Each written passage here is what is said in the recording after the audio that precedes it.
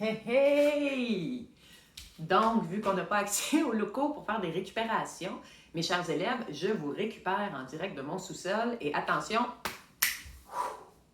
budget, me voici donc pour vous faire un petit rappel de ce qu'on a vu en classe par rapport aux classes de mots.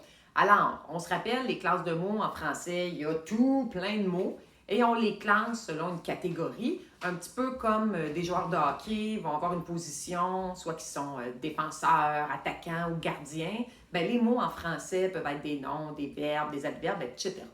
Nous, on a commencé avec le déterminant, le nom et l'adjectif. C'est qu'on se fait un petit résumé de ce qu'on a vu, puisque je ne peux pas vous prendre avec moi à part ceux qui ont un petit peu plus de difficultés. Puis même pour ceux qui ont une certaine facilité, bien, ça va vous faire un rappel.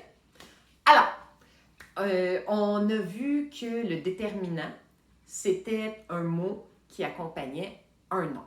Et là, on fait attention, les idées préconçues qu'un déterminant, c'est toujours un petit mot qui est très court, qui a seulement quelques lettres. C'est pas tout à fait exact. C'est vrai que fréquemment, un déterminant, c'est un petit mot court, mais parfois, on a des déterminants qui ont plusieurs lettres. Par exemple, le déterminant plusieurs, le déterminant quelques.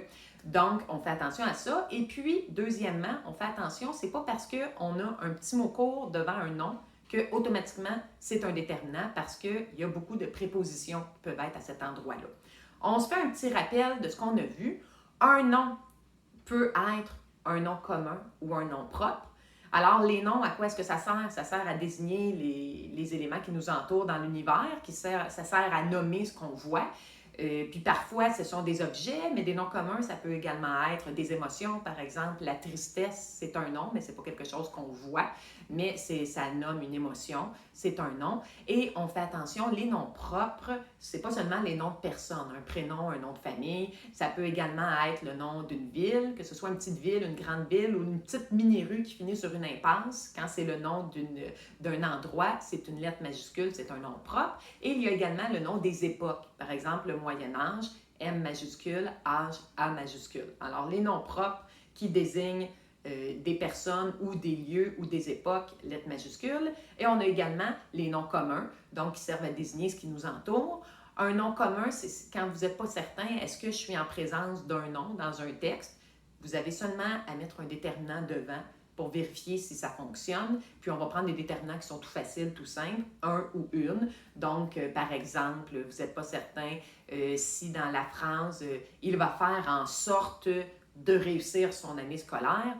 Le faire en sorte, le mot sorte dans l'expression faire en sorte, est-ce que c'est un nom?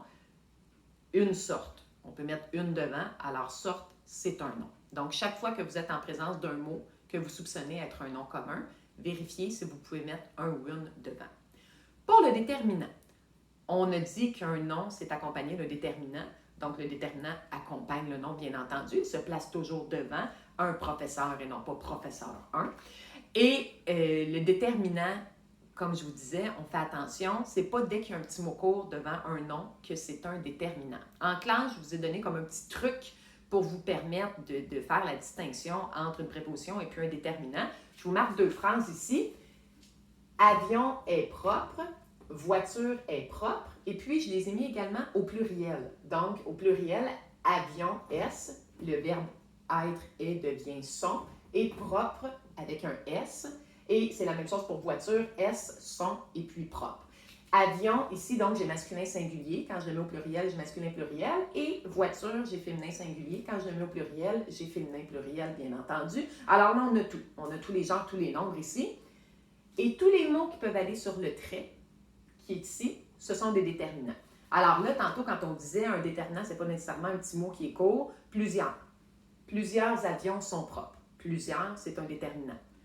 Si on prend 33, est-ce que le chiffre 33, c'est un déterminant? 33 voitures sont propres, c'est un déterminant. La voiture est propre. L'avion, L', est propre. Le D', L', c'est un déterminant. Est-ce que D', c'est un déterminant? On vérifie. D'avion est propre. Ça ne se dit pas, donc ce n'est pas un déterminant. Et ça fonctionne à tout coup. Si je vous donne un petit exemple ici. Plusieurs cartables de projet. Alors là, plusieurs, c'est un déterminant. Première chose, ça accompagne un nom. Et puis deuxièmement, plusieurs avions sont propres. Ça le confirme. Et si vous hésitez, ici, on a le mot « de » qui se retrouve devant le nom projet. Projet, quand on n'est pas certain, est-ce que c'est un nom? Un projet, oui, donc c'est un nom. Alors là, le de, c'est devant un nom, mais là, vous hésitez, est-ce que c'est une préposition, est-ce que c'est un déterminant? De avion est propre, de voiture est propre, ça ne se dit pas. Donc, à ce moment-là, c'est une préposition. Si on regarde ici, je suis en vacances, qui n'est pas du tout notre cas, on a vacances, qui est un nom, et là, on regarde devant, on a en. Est-ce que en est un déterminant ou une préposition? En avion est propre, ça ne se dit pas. Alors, dans le cas ici de et de en, on a affaire à des prépositions. Alors, pour l'instant, on va s'arrêter ici à déterminant et à nom. Et puis, prochainement, je vais faire une petite capsule par rapport aux adjectifs parce que tout ça va ensemble. Un déterminant et puis un nom et un adjectif, ça forme un GN, ce qu'on va voir un petit peu plus tard. D'ici là, on ne lâche pas. Merci.